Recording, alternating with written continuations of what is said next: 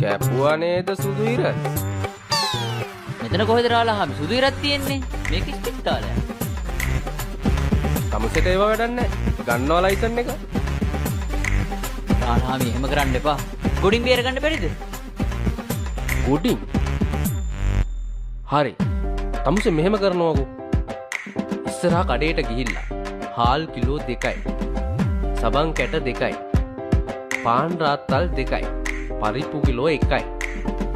ඒක ගෙනත් දීලා තමුසේ යනවකෝ. තඩේ ලියන්න මහත්තයා. ඇයි දැන් තමුසට උදව්වක් නේ කරන්න හැදුවේ අයිසී. කමන්නේ ලියන්න. අයියෝ මට තමුසේගේ මූණ දිහා බලලා දඩ ගන්න හිතෙන්නේ නෑ ඕයි. තමුසේ පවුනේ ඕයි. තඩේ ලියන්න මහත්තයා. තමුසේ උදව්වන්නේ කරන්න ගියේ. තඩේ ලියනවෝයි. අයියකෝ වැරද්දක් කරන්නේ තඩේ ලියන්න බෑ. හරි. මල් ලියන්න. කවුද ඩොක්ටර් මෙයාලට පිස්සු කියන්නේ? මුන්ට පිස්සු ඩොක්ටර්.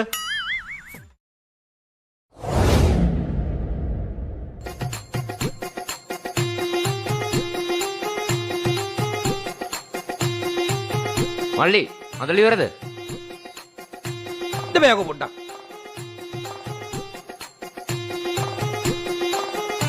චන්දරේ වාහනේ තාම හදලා ඉවර නෑ වගේ නේ.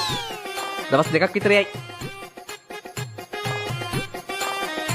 මෙයා වැඩ කරලා තියෙන්නේ ගෑරේජ් එකේ.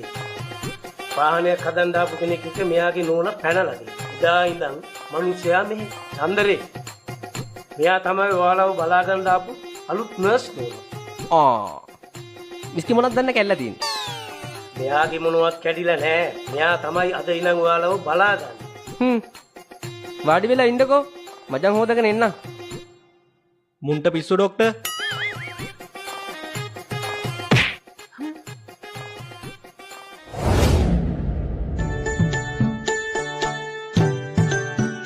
ඩොක්ටර් එක්ස්කියුස් මී ඩොක්ටර් අර මේ අර ඩට නම් දැන් හොඳයි වගේ නේද? ඒක තමයි මාත් බැලුවේ.